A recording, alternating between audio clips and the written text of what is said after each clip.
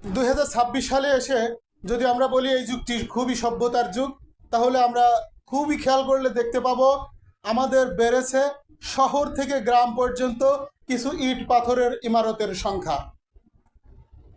এছাড়া বেড়েছে মানুষের জীবনে তথ্য এবং প্রযুক্তির নির্ভরতা। সেই সাথে আমরা দেখতে পাই কিছুটা আর্থিক অবস্থার পরিবর্তন ঘটেছে। মানুষের আর্থিক অবস্থার পরিবর্তন ঘটলেও এই সভ্যতার সাথে খাপ খাইয়ে চলা অধিকাংশ মানুষের জন্য খুবই দুরূহ এবং কঠিন হয়ে পড়ছে। কেননা আপনি খেয়াল করলে দেখবেন চিকিৎসা ব্যবস্থায় ব্যাপক বৈষম্য রয়েছে।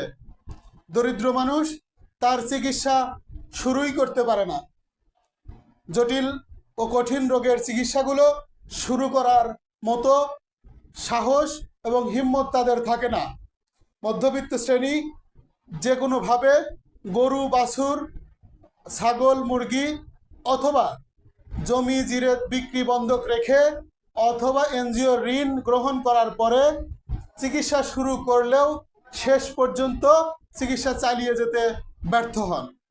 কিন্তু ধনিক শ্রেণী তাদের চিকিৎসা চালিয়ে যেতে পারেন, সেটি বাংলাদেশ থেকে দেশের বাইরে India, Singapore, China, America, London সহ পৃথিবীর বিভিন্ন রাষ্ট্রে গিয়ে তারা চিকিৎসা করাতে সক্ষম হন। কিন্তু মৃত্যু সবার জন্যই অবধারিতভাবে হয়। দরিদ্র এবং মধ্যবিত্ত শ্রেণী সামান্য চিকিৎসা অথবা অপচিকিৎসায় মৃত্যুবরণ করতে হচ্ছে। এমতো অবস্থায় আমরা কি আমাদের এই 2026 সালকে বলবো আমরা সভ্যতার যুগে বাস করছি, নাকি মধ্যযুগীয় কায়দায় বর্বরচিত যুগে আমরা অন্ধকার যুগে বসত করছি? এই জীবনযাপনকে আমরা সভ্যতার জীবনযাপন বলবো, নাকি মধ্যযুগীয় অন্ধকার যুগের জীবনযাপন বলবো? আপনি একটু খেয়াল করে দেখেন, আমাদের বিশ্ববিদ্যালয়গুলোতে আমাদের ছাত্রদেরকে বর্বরচিত হামলা করে হত্যাকাণ্ড ঘটানো হয়। সেখানে র্যাগিংয়ের নামে জুনিয়রদের উপরে জুলুম চালানো হয়। আপনি একটু খেয়াল করে দেখুন মাদ্রাসা এবং মসজিদের দিকে, সেখানেও বৈষম্যতা এবং অপসংস্কৃতির দুর্দান্ত দাপট রয়েছে। আমাদের সমাজ ব্যবস্থায় আপনি পাশের ঘরের দিকে তাকিয়ে দেখেন, সেখানে মাদকের ছড়াছড়ি রয়েছে। মাদক সেবী এবং ব্যবসায়ীদের দুর্দান্ত দাপটে এবং প্রভাবে যে আপনাকে কথা বলাই মুশকিল হয়ে পড়বে। এমন একটি সমাজে বসত করে আমরা কি সভ্যতার সমাজ দাবি করতে পারি, নাকি আমরা আমাদেরকে বুক ফুলিয়ে সভ্য মানুষ হিসেবে দাবি করতে পারি? বন্ধুরা, এই সভ্যতা এবং অসভ্যতার মাঝে আমাদের মানসিক যে অসুস্থতা রয়েছে, এটি কেন আসে, কিভাবে এসেছে, এটির চিকিৎসা কি, এই বিষয়ে হোমিওপ্যাথিতে মহাত্মা হ্যানিম্যান বিশদ বিস্তারিত আলোচনা করেছেন।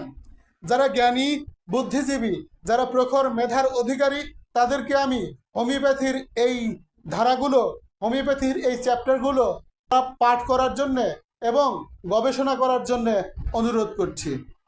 ইনশাআল্লাহ হোমিওপ্যাথি এই চিকিৎসার মাধ্যমে যারা প্রখর মেধাবী, বুদ্ধিজীবী, জ্ঞান বিজ্ঞানে অগ্রসর, তারা যদি এই হোমিওপ্যাথির জটিল এবং কঠিন মনস্তাত্ত্বিক, মানসিক যে সমস্ত লক্ষণানুসারে যে মায়াজমগুলো ভালো করে লেখাপড়া করে গবেষণা করে এই সমাজের মানুষকে চিকিৎসা করেন, তাহলে আমার মনে হয় চিকিৎসা ব্যয় অনেকটাই কমে যাবে এবং মানুষের মধ্যে নৈতিকতা ফিরিয়ে আসবে বহু গুণে।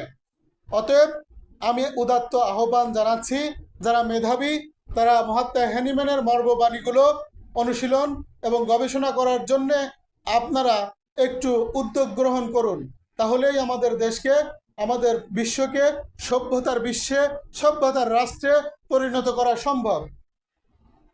আমি যদি ভুল বলে থাকি তাহলে আপনার মতামতটি কমেন্ট বক্সে জানিয়ে আমাকে শুধরে দিবেন, এই আশাবাদ ব্যক্ত করে আজকের মতো শেষ করছি। আসসালামু আলাইকুম ওয়া রাহমাতুল্লাহি ওয়া বারাকাতুহু।